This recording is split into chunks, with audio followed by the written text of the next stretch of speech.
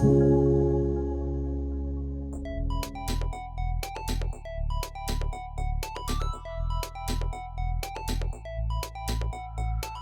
are three things I hope that you learn from this presentation that you take home with you. And that is first one would be to know how to grow vegetables over a longer period of time, to know how to match the vegetable types and varieties to the specific season that you're growing them in, and know some types of season extenders and how to use those season extenders. So, most of us get really excited about gardening in the spring. And some of us get a little too excited about gardening in the spring, and we forget that there are some things that we need to remember. Before we can plant our spring crops, the ground has to be warm enough and the soil has to be dry enough. If you put in your little seedlings or you put in your transplants too early, the ground is too cold and they will not germinate. The roots won't grow. If you put them in too early and your ground is too wet, then you know you're just going to have clumps, and that isn't going to help your garden at all. Usually in our area, we are able to put in our garden, our spring garden, sometime between March and April, and that of course depends on the weather. And what you will be putting in the springtime is what we call our cool season crops. We have cool season crops and warm season crops. Our cool season crops are the ones that are going to be put in the spring and also in the fall for fall harvest. Your cool season crops are ones such as your lettuce, your brassicas, like your broccoli and your cabbage and your onions, your peas, things like that. Those are just a few of your cool season crops. Now, there are some things you can do to make sure that you can get your ground and your garden area ready ahead of time. Make sure that you can get that spring garden plants in when you want them. One is raised beds. Those of you that have raised beds will find out that the soil in your raised bed will not only warm up sooner than those of us that have it in the ground, but it will also, the water will not collect as much. Your soil will dry out a lot more if you were using a raised bed versus gardening in the ground.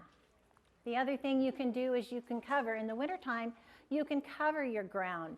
The ground that you're going to put your spring crop in, you can cover it with something, either black plastic, greenhouse plastic, some type of row cover. You can even cover it with coffee sacks. This is to keep some of our real hard winter rains away from the soil, and also having it covered up will also help heat the soil a little bit so it'll be ready for those spring crops to grow in. You can also use season extenders, and I will talk about season extenders in just a little bit. Okay, I'm not going to talk too much about summer garden because you probably already do your summer garden. You're here to learn about how to extend your harvest into fall and winter. But there are a few things about summer garden. In the summer garden is when you are going to plant your warm season crops, your tomatoes, your beans, your corn, your peppers, things like that. It's usually around May in our area in the Pacific Northwest. Once again, kind of depending on weather. Some people get it in earlier. They have raised beds. Some people will get it in a little later if they don't. Also, you will be putting in either seeded crops or you'll be putting in transplants. Now, if you're planning on having a fall and winter garden, you're going to have to start thinking about that before you even put in your summer crop. And here's some of the reasons why. You're going to have to figure out which of your plants are in what crop family. For example, if you put in broccoli in the spring and you want to put broccoli in for a fall crop also, you're going to need to rotate that crop. So you're going to have to remember that my broccoli and my cabbage and my cauliflower, my Brussels sprouts are all in the same family, and I want to rotate them from this area of my garden to the other area of my garden. This will prevent diseases and pests from taking over, because pests and diseases like to attack plants in the same family. So that's one thing you're going to have to figure out before you plant your summer garden. The other thing you want to do is you need to save space for successive plantings. In other words, things like lettuce and spinach and kale, you can plant those with seeds, seed them about every 2 weeks. This will extend your harvest. It not only extends your harvest, it will also increase your harvest. The last thing you need to think about is space. If you're planning on growing your fall and winter crops In the same garden that you're planting your summer crops, might need to leave some space, or you're going to have to figure this out. Okay, let's see. I planted my potatoes in early, and they're done. Now I can plant something else in there for my fall and winter crop. So there's a lot of thinking that's going to go on before you can get those crops in the ground. Now, like I mentioned, planting for your fall and winter crops begin in summer. You need to decide which crops you want to grow. Of course, everybody has their own opinion. You're all going to grow something a little bit different. You have to find out the planting dates. You do have one example here of the handout that we gave you is about planting dates. You're going to have to look for suitable varieties. The varieties that you can plant in spring might not be the varieties that we can plant in the fall. And the other thing you need to do is plan if you're going to use season extenders, which ones are you going to use and how are you going to use them. Okay, in order to have success, we do have two different types of crops that you can plant. You can plant your quick-growing crops, ones that you're going to put in the ground and they're going to reach maturity pretty quickly. That would be things like peas and radishes, greens and spinach, lettuces, things like that. You also have your overwintering crops. These are the crops that you're going to put in the ground, but it's going to take them a long time to get mature. Those would be things like your root vegetables, your brassicas, onions, fava beans, garlics, things like that, that are going to grow over a longer period of time before you're going to be able to harvest them. Now, in order to have success with your fall garden, you are going to have to get your plants in the ground at the right time, and you're going to have to get them established well before fall arrives, before our cold weather arrives. And that's going to be a little difficult to do in the summertime, because you know what it's like in our summer. It's hot, it's dry, you water your garden, and it dries out really quick. So just think, if you are putting a seed in the ground in the middle of summer, you might not be able to water it every 3 days like you usually do, or once a week. You might have to water that little seed or that little transplant every day, twice a day maybe, in order for it to get a good established. So you might want to start your seedlings indoors until they get a little hardier. You don't want to put them out when they're very, very tender. You also may use shade cloths. It's summertime. You're putting out this little plant, the sun is beating down on it, it's going to burn those little leaves. They're new, they're tender, so you might have to do something to get a little bit of shade over them. Also, overhead watering, especially those of you that are using drip irrigation or you're using soaker hoses, something like that. These little plants not only take up water through their roots, they will also take them through their leaves, and it will cool the plants down. So you may need to do a little bit of overhead watering. Now, Oregon State University has lots and lots of publications. Our extension office has so many publications. There isn't anything that we don't have that you might want to learn about. I don't think I quite said that right, but anyway, two publications that we have that have a lot of the information that have to do with my talk today, and that is the planting lists and the types of vegetables that you're going to put in for fall and winter. And these are two really, really good publications, and I do have examples back in the back. One is called Fall and Winter Vegetable Gardening for the Pacific Northwest. That sounds normal, huh? That sounds good, doesn't it? The other one is called Growing Your Own, and it has a lot of other information in it, but it does have some planting date information in there. You can also get a lot of that information from seed catalogs. Seed catalogs don't just list their seed, they have lots of really good information in them. Territorial Seed Catalog is a real good one. They are local, down in Cottage Grove. Johnny's Selected Seed is just another one that has a lot of good information about planting varieties and planting times. They're located back east. You can also purchase some books. There's lots of gardeners out there that have written books about cool season gardening or gardening year-round. Bill Thornes is a Seattle gardener, and he gardens year-round, so you know if he can garden year-round, so can we.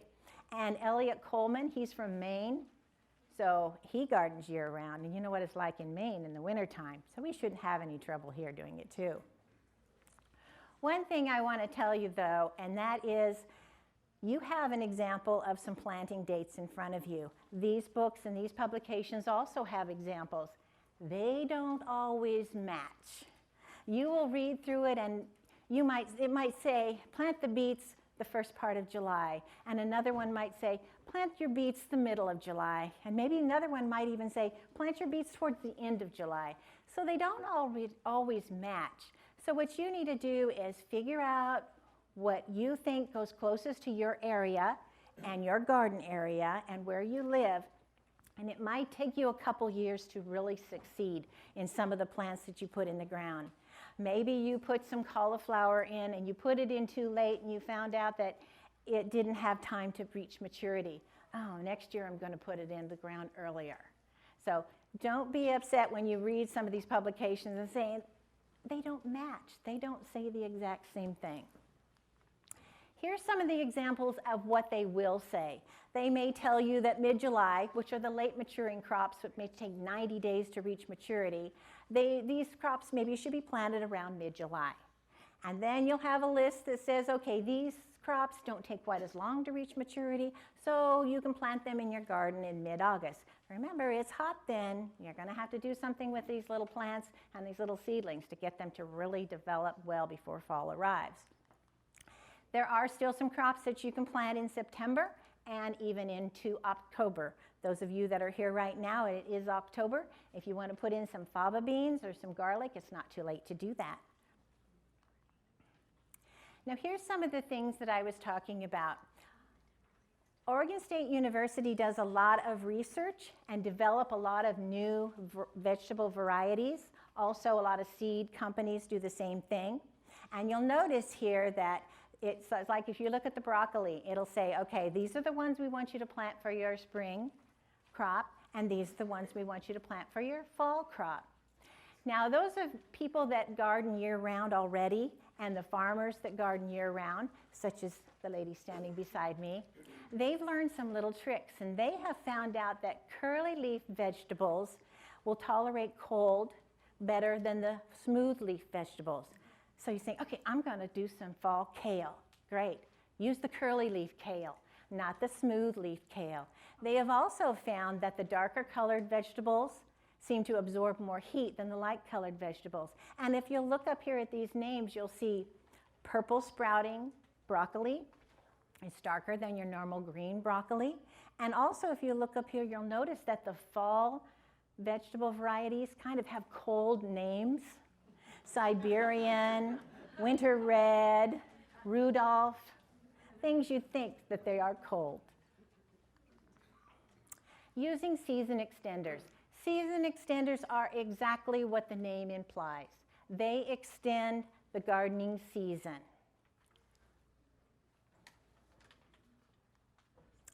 There are lots of different kinds.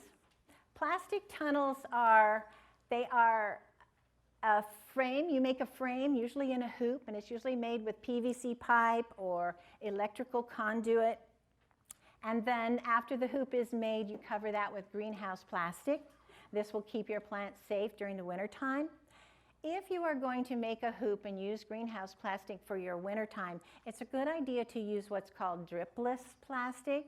That will it will keep from condensation from forming underneath the hoop, and that way you won't have water dripping down onto your plants, which will help prevent some of the diseases, because water dripping onto your plants in that type of environment is very disease prone.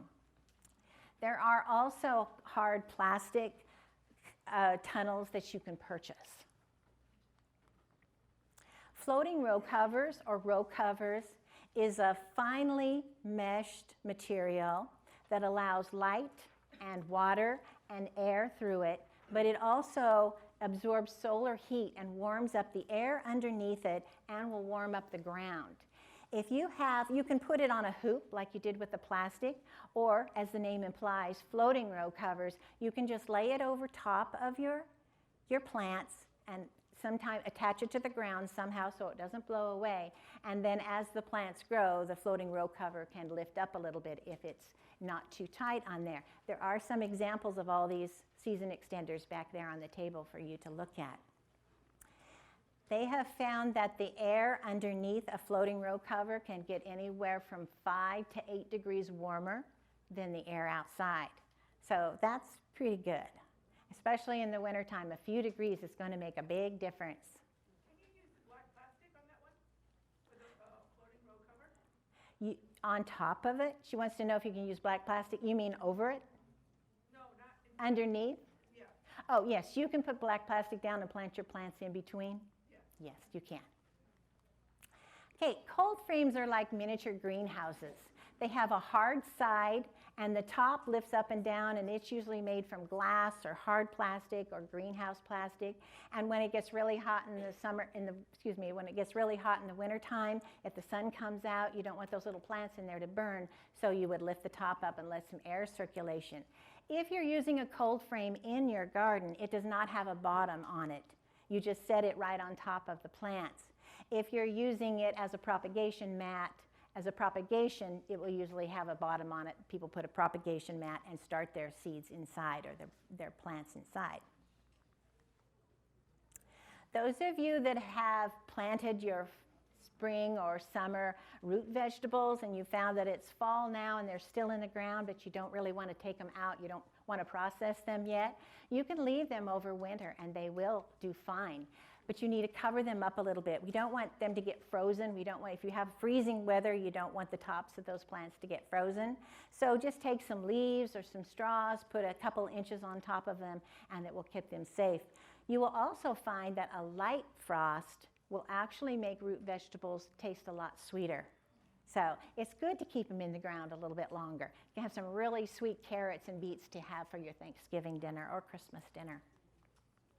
Okay, why do you want to garden year-round? Well, you all have your own reasons, but one is in the summertime, you get to grow warm season crops. You get to grow those yummy tomatoes and the peppers and the beans and the corn on the cob.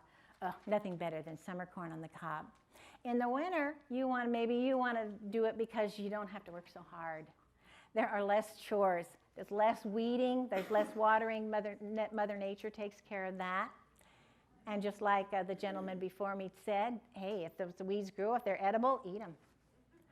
And there are less pests and diseases during fall and winter, except for those slugs, and snails. You're going to have to keep your eye on that, especially if you're using some type of season extender. If you have a tunnel or you have your row cover over it, lift it up quite often to make sure that the slugs aren't there and that they haven't eaten your meal before you get a chance to. And winter's a good time to get outside. It's a good excuse to go outside even though it's raining, to go outside and harvest those carrots or that broccoli. And in the springtime, if you've already gardened through fall and winter, you'll be ready to put in your spring crops a little bit earlier. Clackamas County Master Gardeners on our website have many, many videos and many, many more handouts for you that all you do is just go on our website, go to 10-Minute University Handouts, and you will see a lot of information there that I think that you will enjoy. I hope that I've given you some ideas on how you might want to extend your garden season. You might want to do just a few things. Maybe you just want to start by overwintering some of your vegetables. Maybe you want to start with some of the more hardy vegetables so you know you won't have a problem. But I hope this talk has helped you think a little bit in your mind and look through a lot of the resources that are available to you to extend your gardening season. So thank you for coming.